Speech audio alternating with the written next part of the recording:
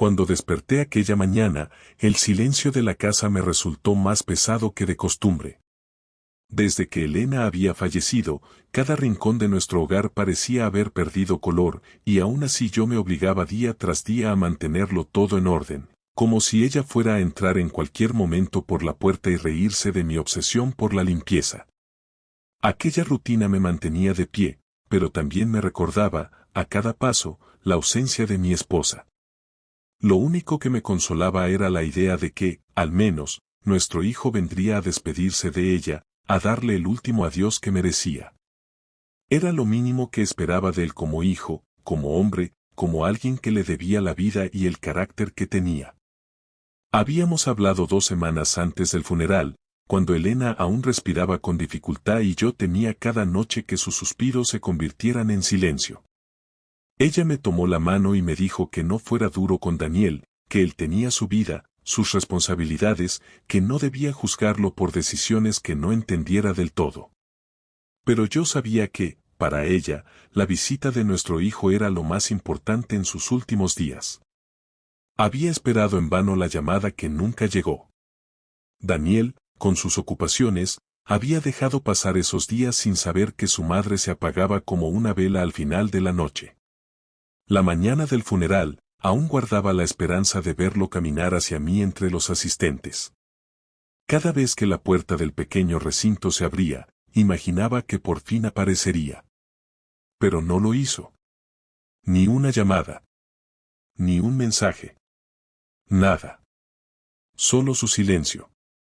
Al finalizar la ceremonia, mientras todos me abrazaban, yo solo pensaba en él. En lo que tendría que estar haciendo para justificar su ausencia. Y entonces, horas después, llegó su mensaje. Un simple, papá, lo siento. Hoy es el cumpleaños de Laura. No puedo faltar. Hablamos luego. Solo esas palabras. Directas. Frías. Prácticas. Como si su madre hubiese muerto un día cualquiera.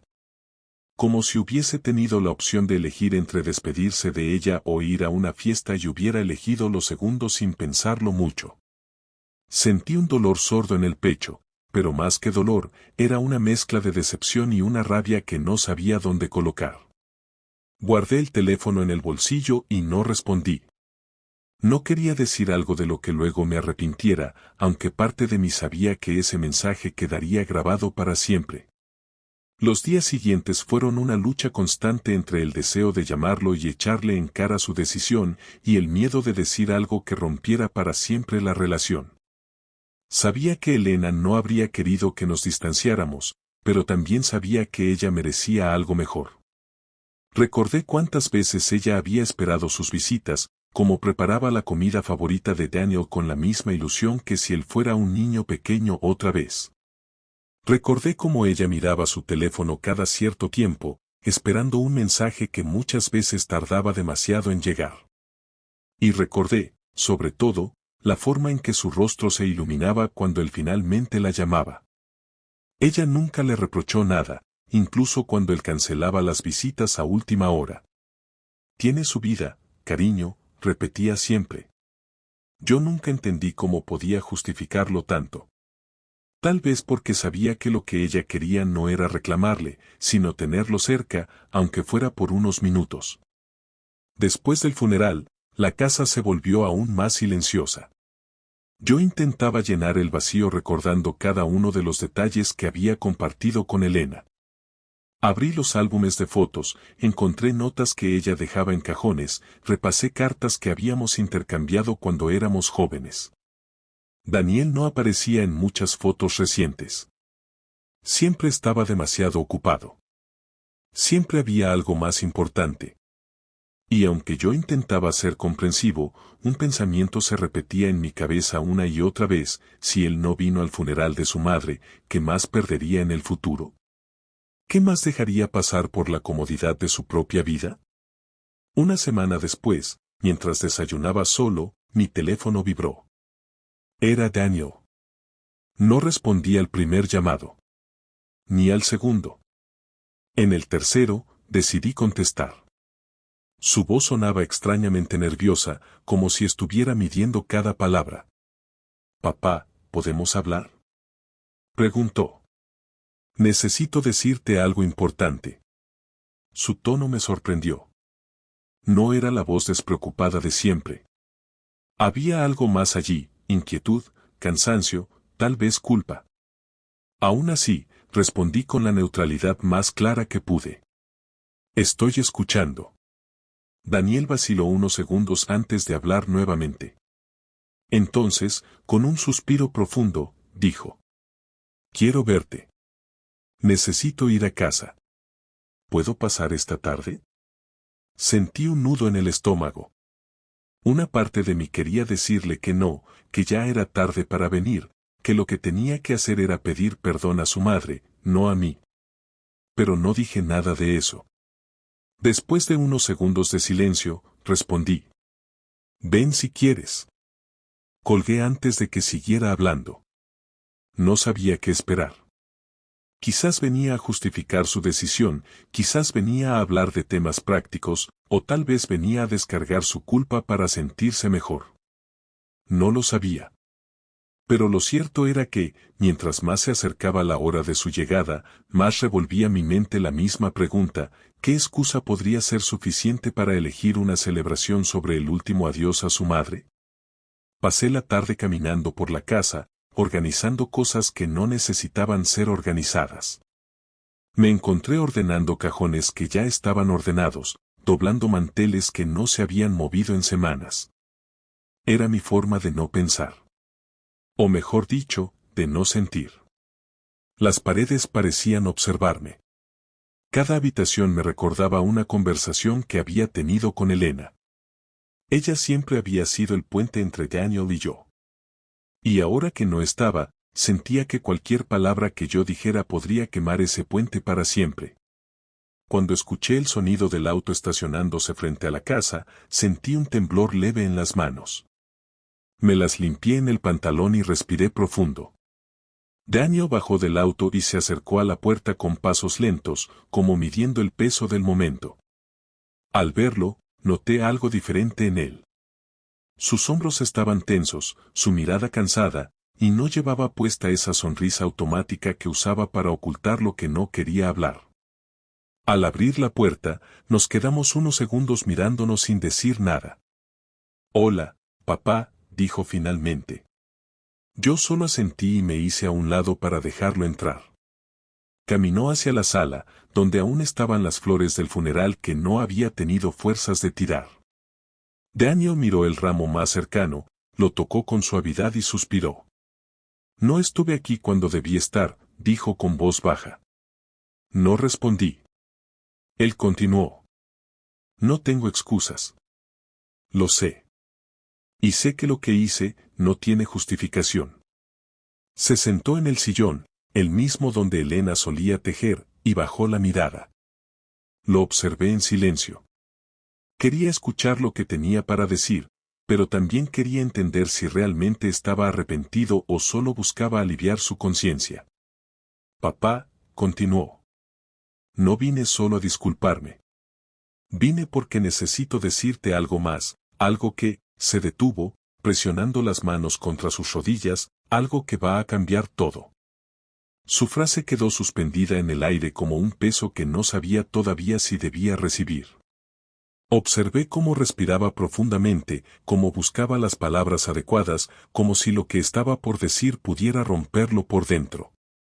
Sentí que algo importante estaba por revelarse, algo que quizás explicaría su ausencia, o quizás la haría aún más imperdonable. Y entonces, antes de que hablara nuevamente, entendí que aquel momento no se trataba solo de su culpa, sino de una verdad que había venido cargando y que ahora necesitaba soltar. Daniel respiró profundamente, como si necesitara reunir el valor para enfrentar algo que llevaba demasiado tiempo cargando. Se frotó el rostro con ambas manos, un gesto que me recordó al niño que se escondía detrás de mí cada vez que algo lo asustaba. Pero aquel hombre sentado frente a mí ya no era un niño, y lo que ocurría en su vida parecía mucho más serio que cualquier miedo infantil. «Papá, necesito contarte algo», dijo finalmente, con la voz tensa. Algo que no he dicho a nadie, ni siquiera a Laura. Me quedé inmóvil, observándolo. Era la primera vez, en muchos años, que lo veía tan vulnerable. Casi pude sentir cómo esa fragilidad se extendía por la sala, mezclándose con la ausencia de Elena, llenando un espacio que ella habría sabido manejar mejor que yo. Daniel suspiró, miró el piso, y luego sus ojos se levantaron hacia los míos con un brillo que no supe descifrar del todo. No estuve en el funeral por el cumpleaños de Laura, eso es cierto, comenzó, pero, esa no es toda la verdad. Me acerqué lentamente, sentándome frente a él. No sabía si quería escuchar la explicación o si temía que fuese peor que su ausencia en sí misma. Daniel juntó las manos, evitando mi mirada por un momento.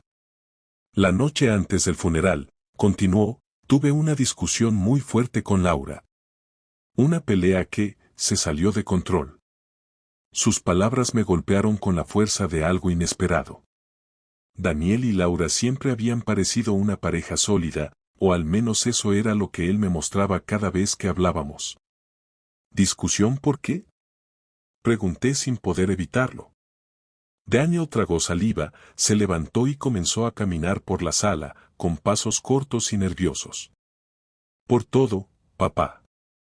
Por mi trabajo, por el estrés, y por ti y mamá, dijo finalmente, deteniéndose frente a la ventana. Ella decía que yo siempre estaba fuera de casa, que nunca tenía tiempo para nuestra vida, que no sabía poner prioridades.